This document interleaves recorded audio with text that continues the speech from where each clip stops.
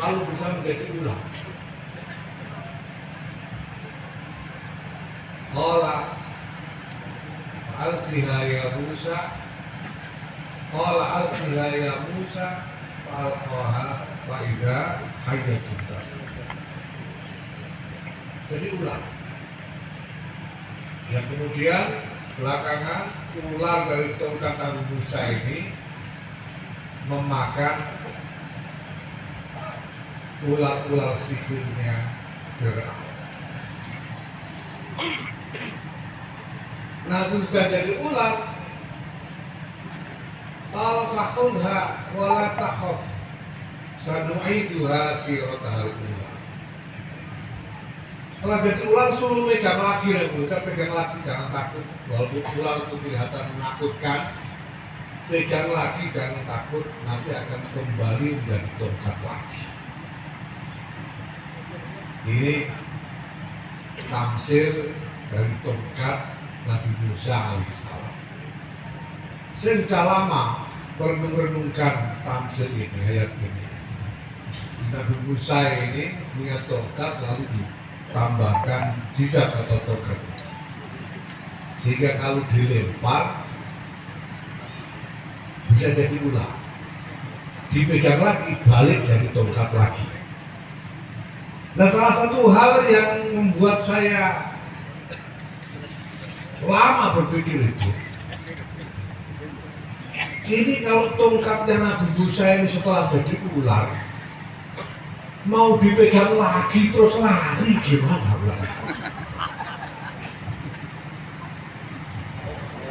Sudah jadi ular, harusnya kalau dipegang lagi balik jadi tongkat lagi.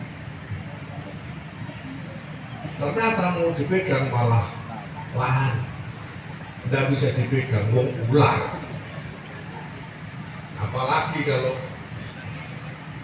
untungnya Nabi Musa kan sudah diperingatkan, kalau orang Jawa bilang itu gila, bahasa Maduranya apa? Benci sama ular itu kan mau pegang itu gimana? Makanya dikasih tahu. Kalau ularnya lari kan repot, nggak bisa jadi tongkat lagi, jadi ular terus. Ini yang saya pikir. Nah, Bapak Ibu sekalian yang di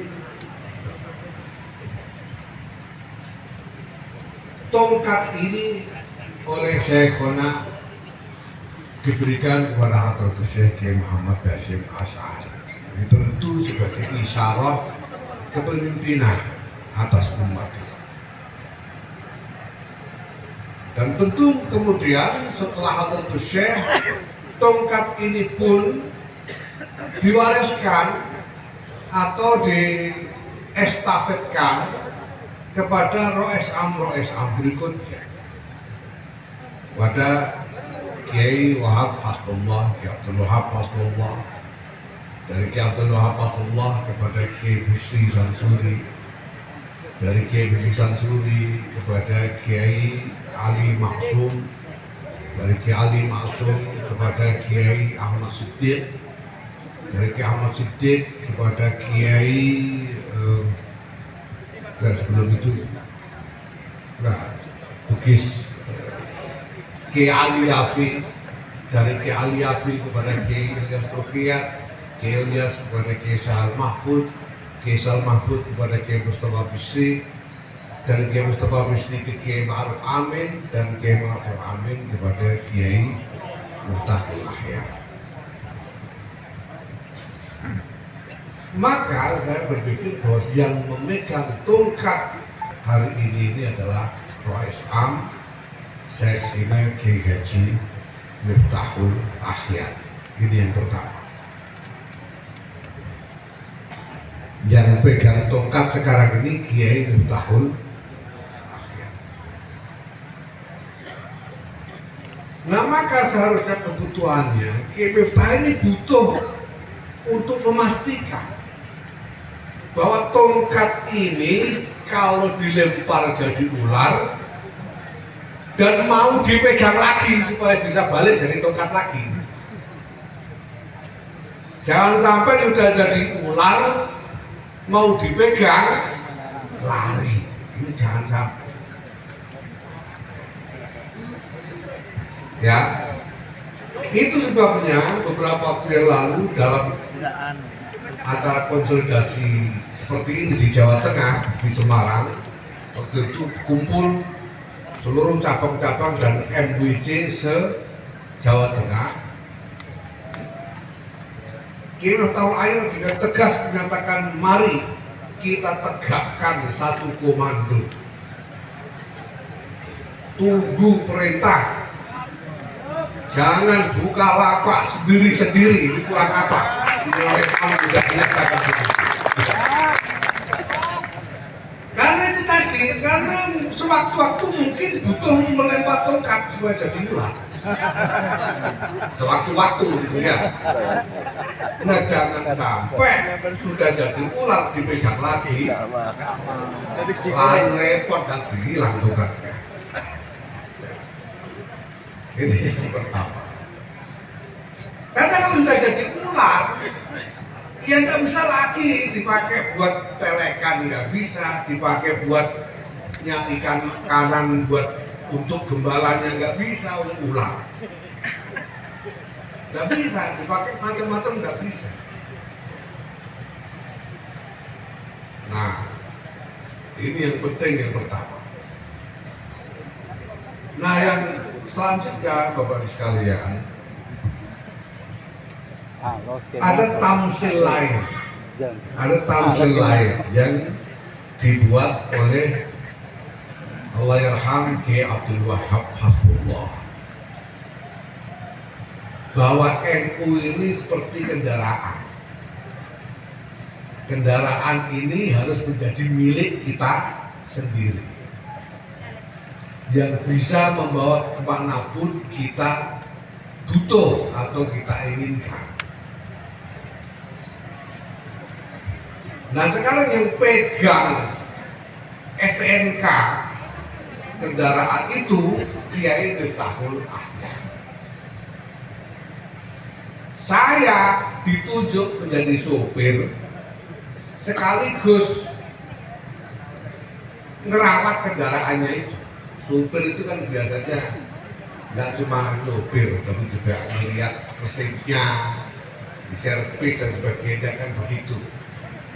Nah itu tugas saya. Jadi pekerjaan saya sekarang ini merawat mesin untuk memastikan kemana perintah Rais Am kita harus pergi, saya sopiri untuk pergi ke sana. Itu tugas saya. Nah tapi sekarang pertanyaan berikutnya Bapak Ibu, kendaraannya ini kendaraan apa? Kendaraannya ini kendaraan apa? Kalau kendaraan itu cuma sepeda ontel, ya gampang, ngurusnya gampang, walaupun ontelnya keberingat. Kalau kendaraan itu bentor kayak tadi itu, ya masih lumayan gampang, walaupun sudah pakai mesin. Nah sekarang NU hari ini kendaraan apa? Bapak Ibu yang saya hormati, saya sudah berkali-kali sampaikan, NU ini sudah berkembang begitu besar sekali. Dari jumlah jamaah itu sudah tidak kurang dari 150 juta orang yang mengaku sebagai pengikut Nahdlatul Ulama. 150 juta orang. Lembaga-lembaganya sudah begitu banyak, ada lebih dari 26.000 sekolah dan madrasah, ada lebih dari 30.000 pondok pesantren, perguruan tinggi itu ratusan, rumah sakit juga ratusan, sudah berkembang besar sekali. Nah, kumpulan sebesar ini masa mau dianggap cuma pakai bentor, kan nggak mungkin. Dibawa pakai sepeda ontel itu ya sampai sampai betesnya mekrok ya tidak selesai-selesai orang 150 juta. Tidak mungkin. Hari ini kita butuh untuk membangun NU ini sebagai kapal induk.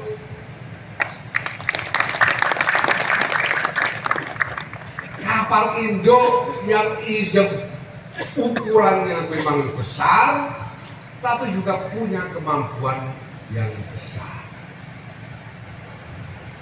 Nah, yang pertama-tama harus kita lihat Bapak Ibu, mesin kendaraan ini sudah bener apa belum? Karena kalau mesin tidak bener, kendaraan tidak bisa jalan. Sepeda motor itu bisa jalan kalau sudah pas, tempatnya itu sudah pas. Ya, letaknya karburator pas, letaknya busi juga pas, dan nyambungnya satu sama lain itu pas. Itu sudah motor. Kalau udah nyambung, dia nggak bisa kemana-mana. Sepeda motor kok tahu-tahu karburatornya ada di tukang loak, businya digondol kucing, rantainya dewer-dewer asu dan sebagainya. Nggak bisa jalan sepeda motor. Kan harus dipasang satu sama lain. Apalagi kalau ini adalah kendaraan, adalah kapal induk yang besar.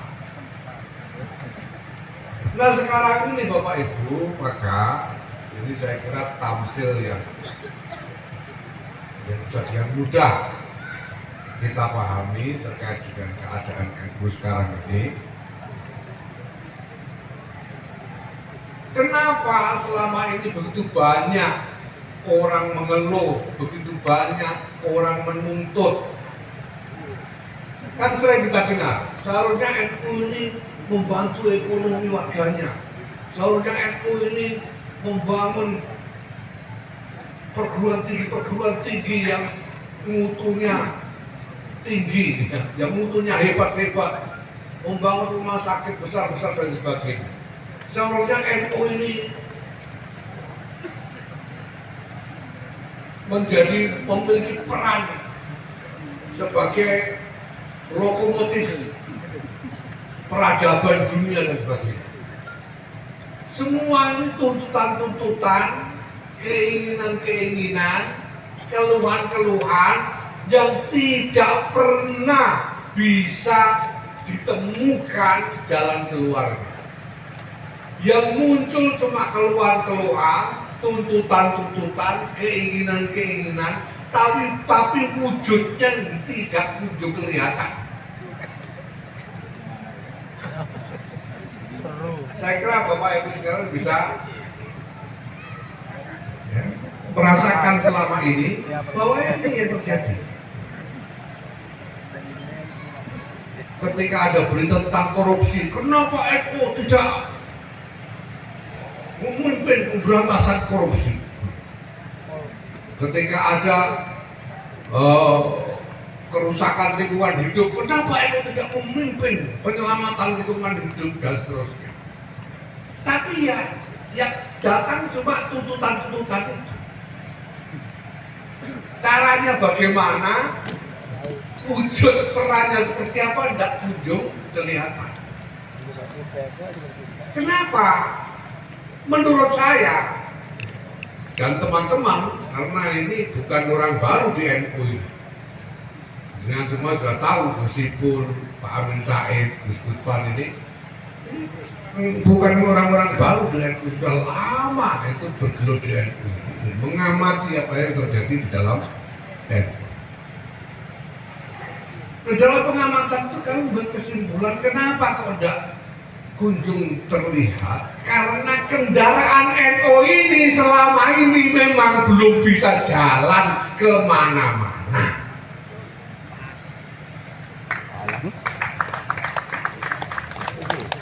Ini cuma jadi kendaraan yang dorong di garasi. Kalau ada orang lewat ditawar. Iya. tapi belum bisa dipakai pergi kemana. Kenapa belum bisa dipakai pergi kemana-mana? Karena mesinnya onderdelnya kocar kacir.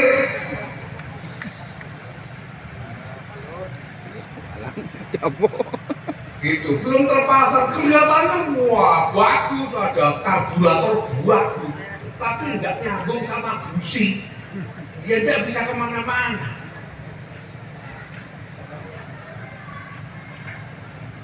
Nah, maka yang sekarang sedang ingin dilakukan oleh PBNU sekarang ini, kita ngomong dulu soal menata mesin ini supaya nyambung lagi. Kita urai satu-satu, kumpulkan dulu ini karburator, ini busi, ini rantai, ini ban, ini skrup dan sebagainya ini. Lalu kita pasang lagi satu-satu. Dan ini memang bukan pekerjaan kecil, karena ini mesin kapal induk ini. Ini bukan sekedar mesin bentor. Nah, singkat kata Bapak Ibu sekalian, ya, semua pekerjaan ini nanti akan menyangkut sekurang-kurangnya dua hal paling mendasar. Yang pertama adalah susunan mesin itu sendiri. Susunan mesin itu sendiri. Ya, apakah sudah terpasang dengan benar sehingga motornya ini bisa jalan beneran. Ini yang pertama. Ya, dan ini menyangkut apa saja? Kalau dalam organisasi ini menyangkut tata laksana organisasi, aturan-aturannya, norma-normanya, ya, hubungan antara satu bagian dengan bagian dan lain dan sebagainya. Ya, tata laksana organisasi itu soal mesin. Yang kedua soal perilaku dari operatornya. Kalau itu bentor, itu supirnya satu orang cukup. Tapi kalau kapal induk, itu krunya bisa ribuan kapal induk. Yang mengoperasikan itu loh, itu banyak orang. Nah, perilaku orang ini perilaku orang yang mengoperasikan, operator-operatornya juga harus benar. Ya. Dan ini menyangkut kebiasaan-kebiasaan. Kebiasaan-kebiasaan itu dibangun melalui kegiatan-kegiatan yang dirutinkan, yang diistiqomahkan. Kalau ini sudah bisa dilakukan, ini nanti akan membentuk cara berpikir, akan membentuk disiplin. Maka penjenengan sholat 5 waktu itu pasti beda kelakuannya dengan orang yang tidak biasa sholat, pasti beda. Cara berpikirnya beda, adabnya beda, dan seterusnya. Karena ada kebiasaan yang dirutinkan tadi. Nah, di dalam organisasi Bapak Ibu